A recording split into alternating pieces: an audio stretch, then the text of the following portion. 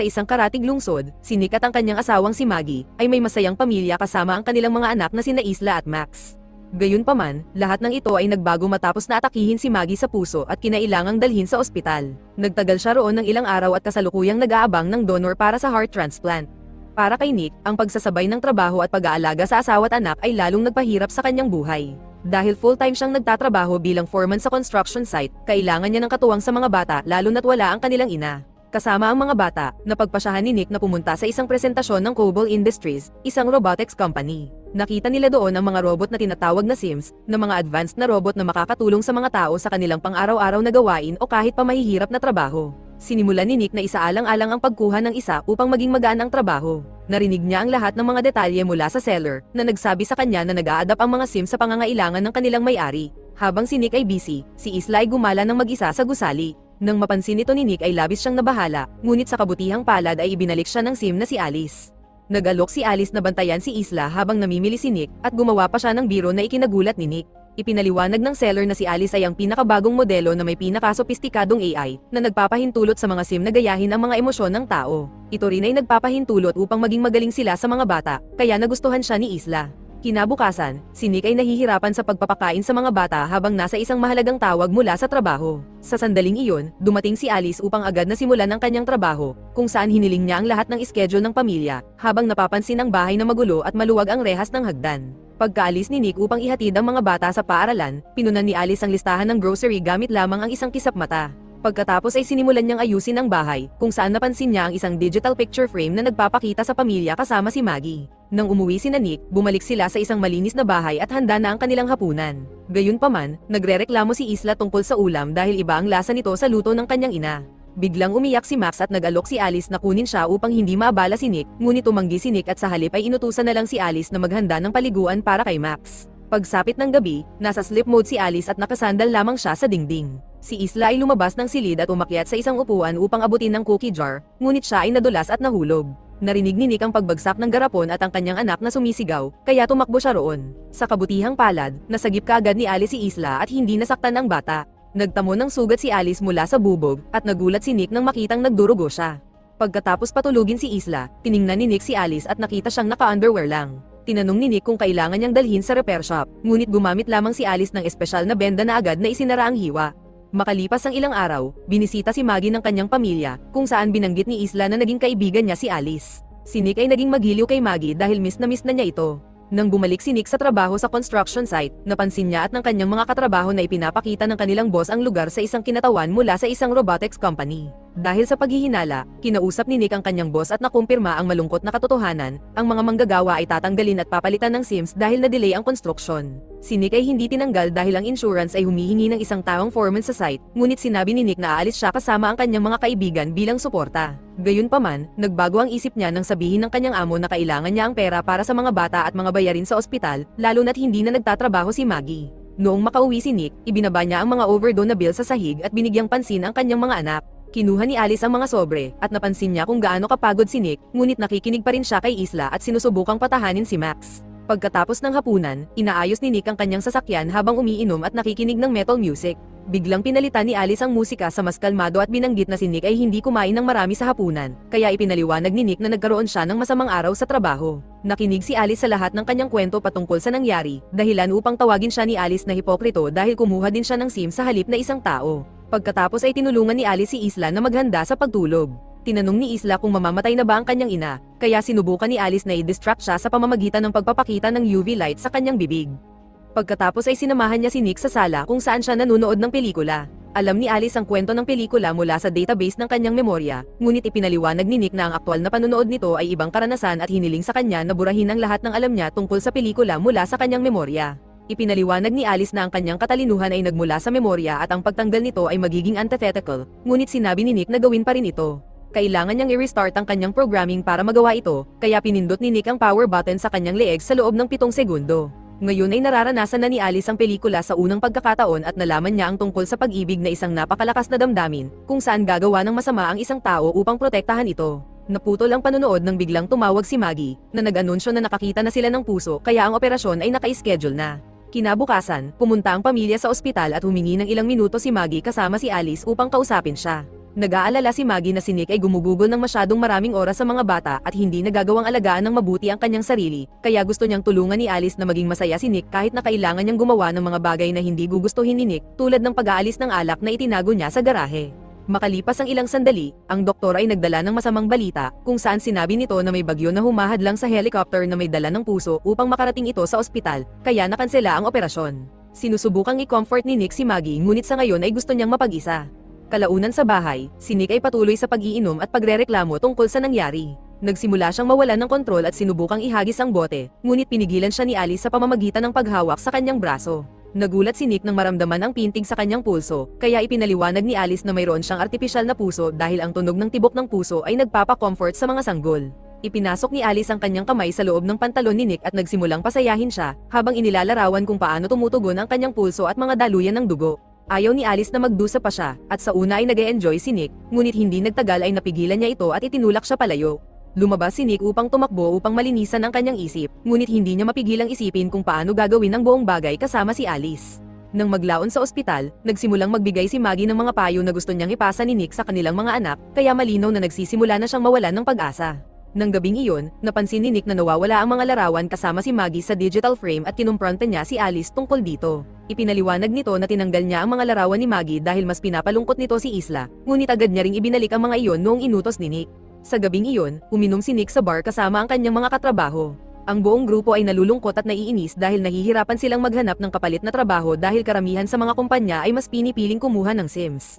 Pagdating ng robot na waitress sa table nila, binastos ito ni Monty dahil sa pagkainis sa mga sim, ngunit pinigilan siya ni Nick. Pagkatapos ay umalis ang grupo sa bar at patuloy na umiinom sa kotse. Binanggit ni Monty na magkakaroon sila ng kaunting kasiyahan at dinala sila sa construction site na sinasabing may naiwan siyang ilang gamit doon. Ipinaalala sa kanya ni Nick na may nagpapatrolya sa lugar, ngunit hindi siya pinapansin ni Monty at sinundan siya ng iba pa. Nahanap ni Monty ang container kung saan nakalagay ang mga manggagawang sim, ngunit nangangailangan ng password ang lock. Tumanggi si Nick na buksan ito, ngunit hinulaan ni Monty ang code at ginamit ang taon ng kapanganakan ni Isla. Naging tama ang kanyang hula, at nakita nila sa loob ng container ang isang grupo ng mga manggagawang robot. Ang pangunahing sim ay nagpaliwanag na wala silang mga pangalan at sa halip ay tanging mga designation numbers lamang. Pagkatapos ay nagsimula si Monty na magreklamo patungkol sa pagiging makasarili ng mga korporasyon, bago sinimulang sirain ang sim. Tinangka ni Nick na pigilan siya, ngunit hinawakan siya ng ibang mga kasama, at nagpatuloy si Monty sa kanyang ginagawa. Pag-uwi ni Nick, naligo siya upang maalis ang dugo ng sim. Biglang sumulpot si Alice na may dalang tuwalya at napansin ni Nick na suot niya ang robe ni Maggie. Ipinaliwanag ni Alice na ang amoy ni Maggie ay nagpapakalma kay Max, ngunit nang hilingin sa kanya ni Nick na alisin ito, ginawa niya iyon doon. Kinabahan si Nick at sinubukang umalis, ngunit pinigilan siya ni Alice at tinanggal ang kanyang tapis at saka siya pinaupo. Habang umaakyat siya sa kanyang hita, sinubukan ni Nick na sabihin na hindi niya ito magagawa, kaya piniringan siya ni Alice at binago ang kanyang boses upang maging katunog si Maggie. Ngayon ay maaaring mawala si Nick sa sariling ilusyon at magpanggap na ginagawa niya ito sa kanyang asawa. Kinabukasan, nagising si Nick na may pagsisisi at sinabi kay Alice na hindi na nila dapat gawin iyon ulit. Sinusubukang sabihin ni Alice na nabawasan ang stress ni Nick, ngunit pinagalitan siya ni Nick at pinaliwanag na hindi ito tungkol sa mga pangangailangan kundi tungkol sa koneksyon at pag-ibig. Pagpasok ni Nick sa trabaho, ang kanyang amo ay nakikipag-usap na sa mga pulis dahil lahat ng Sims ay nasira. Si Nick ay pinaghihinalaan dahil ginamit ang kanyang code, kaya sinabi nito na siya ay nasa ospital kasama si Maggie at ang kanyang code ay kaarawan ni Isla, kaya kahit sinong kaibigan ay mahuhulaan ito. Hindi kumbinsido ang amo at nagbanta na tatanggalin si Nick kapag nagsisinungaling siya. Sa sandaling iyon, nakatanggap si Nick ng tawag mula kay Maggie upang ipaalam sa kanya na nakahanap na sila ng ibang puso. Hindi nagtagal ay ipinadala siya sa operating room kung saan ang lahat ng surgeon ay mga Sim. Sa kabutihang palad, matagumpay ang transplant at sa ilang araw lamang ay pinauwi na si Maggie. Nanghihina pa rin ang kanyang katawan at nahihirapan siyang yumuko upang kunin si Max, kaya tinulungan siya ni Alice. Kalaunan sa araw na iyon, dinala ni Alice si Max sa parke at nakita niya ang isang bata na sumisigaw sa kanyang yaya na Sim, na nagpaiyak kay Max. Pinagalitan ni Alice ang bata gamit ang mga bastos na salita at hindi makapaniwala ang lahat ng Sims sa lugar, sa pag-aakalang masyadong pinababa ng may-ari ang kanyang pagkamagalang. Gayunpaman, nilinaw ni Alice na talagang tinanggal niya ang pagkamagalang mula sa kanyang database salamat sa pag-reset ni Nick at sinasabing ito ay mas nakabuti. Nang gabing iyon, masayang kumain si Isla ng nilutong ulam ng kanyang ina, ngunit hindi maganda ang pakiramdam ni Maggie at imbes na kumain ay nagdesisyon siyang magpahinga. Kinaumagahan, nagising si Maggie nang marinig niya si Isla na sumisigaw, kaya tumakbo siya upang pumunta doon, ngunit nasira ang rehas ng hagdan at nahulog siya. Tumigil si Alice sa pangingiliti kay Isla at binuhat si Maggie upang ibalik sa kanyang kwarto. Pag-uwi ni Nick mula sa trabaho, nadatnan niyang binabasahan ni Alice si Isla gamit ang boses ni Maggie, kaya lumapit si Nick at inutos na tumigil. Binanggit ni Alice ang pagkahulog ni Maggie, kaya nagmamadaling pinuntahan siya ni Nick upang tignan, habang binanggit ni Alice na nasira ang rehas ng hagdan. Ito ay nagpasuspecha kay Nick dahil dapat ay naayos na ni Alice ang hagdan, ngunit humingi lang ng tawad si Alice. Pagkalipas ng ilang oras, ginising ni Nick si Maggie upang dalhin siya sa hardin na maraming mga kandila, kung saan naghanda siya ng isang romantic na hapunan para lamang sa kanilang dalawa. Pinagmamasdan sila ni Alice mula sa bintana at nakakaramdam ng silos. Pagkatapos ng hapunan, ang mag-asawa ay magkasabay na naligo at saka nagtiktok sa kama. Ayaw masaktan ni Nick si Maggie kaya imbes na magpasok ng anuman, ginamit niya ang kanyang bibig. Ang kanilang espesyal na sandali ay nagambala ni Alice, na nagsabing si Isla ay nagkaroon ng bangungot at hinihiling si Nick. Nang matapos alagaan si Isla, lumabas si Nick sa hardin upang maglinis, ngunit biglang lumitaw si Monty na may dalang kaunting inumin at humingi ng tawad noong isang gabi, bago ibinahagi na iniwan siya ng kanyang asawa. Ibinunyag din niya na ang mga pulis ay nagtatanong sa kanya at na ang kanilang amo ay nagsasampa ng kaso para sa trespassing at pagsira ng ari-arian. Sa tingin ni Monty ay isinumbong siya ni Nick upang panatilihin ang kanyang trabaho, kaya nagkaroon ng pagtatalo ang dalawa kung saan si Monty ay sumisigaw ng husto at nauwi sa pagbubugbog kay Nick. Tinangkang lumaban ni Nick, ngunit nagawa ni Monty na bugbugin siya ng husto. Kumuha si Monty ng isang bote upang tapusin siya, ngunit pinigilan siya ni Alice na binasag ang bote sa kamay ni Monty bago siya pinalipad. Handa na siyang gumawa ng higit pa, ngunit pinigilan siya ni Nick. Bago umalis, sinabihan ni Monty si Nick na mayroon siyang hanggang bukas upang makumbinsi ang boss na iurong ang mga kaso, o kung hindi ay dadawit niya siya.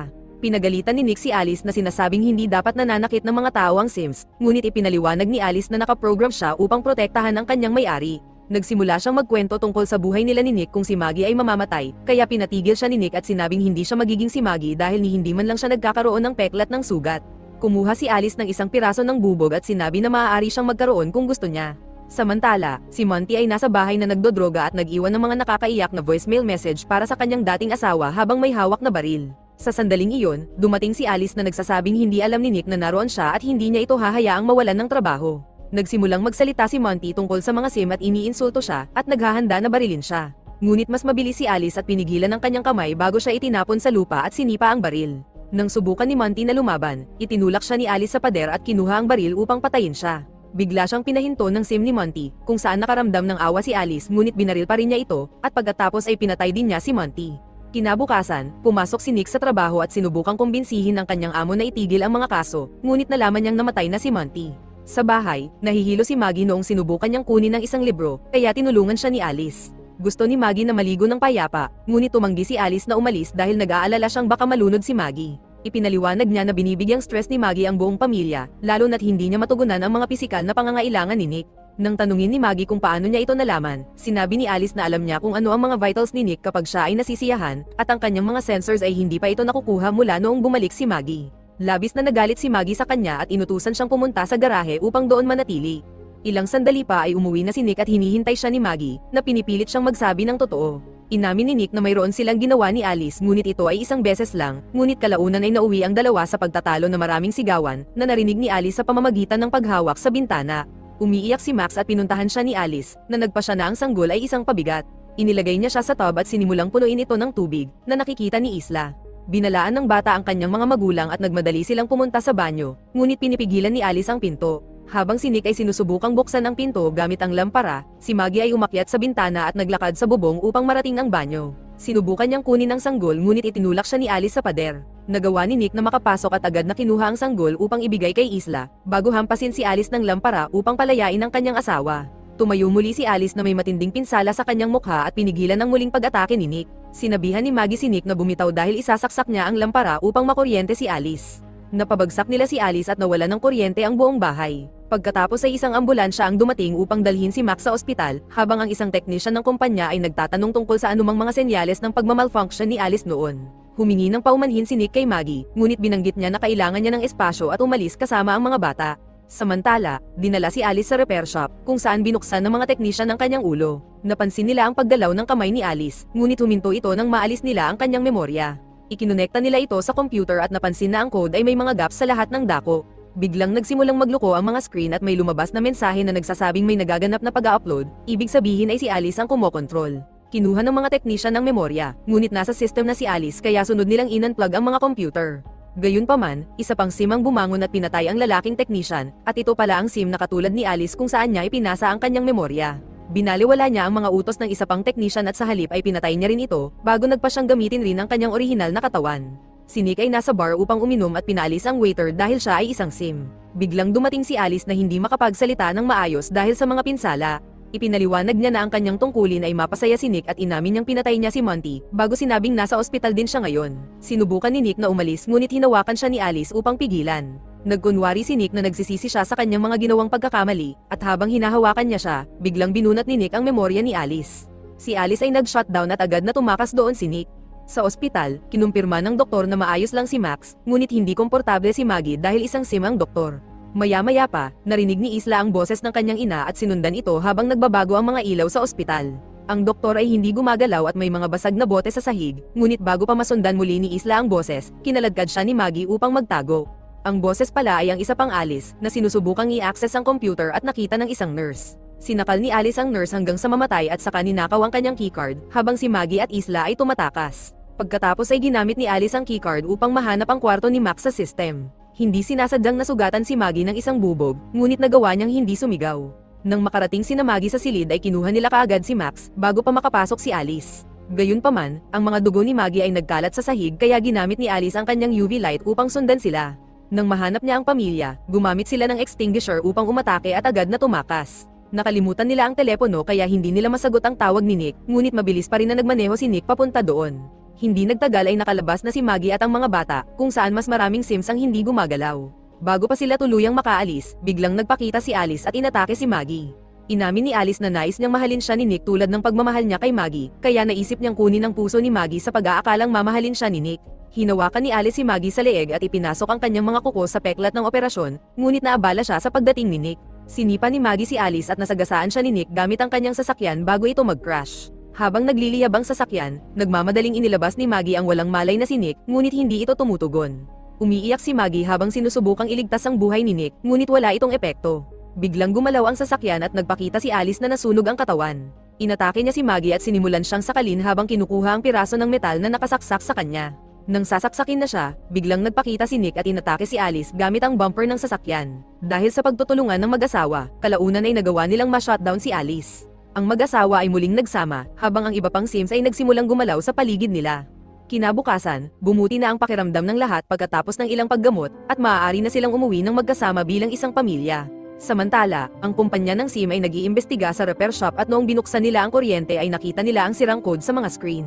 Nais ng inspector na sirain ang lahat, ngunit sa sandaling iyon ay biglang hindi gumalaw ang kanyang mga assistant na sim at ang computer ay nag-anunsyo ng isang pag-upload, habang ang isa pang modelo ni Alice ay inimulat ang kanyang mga mata.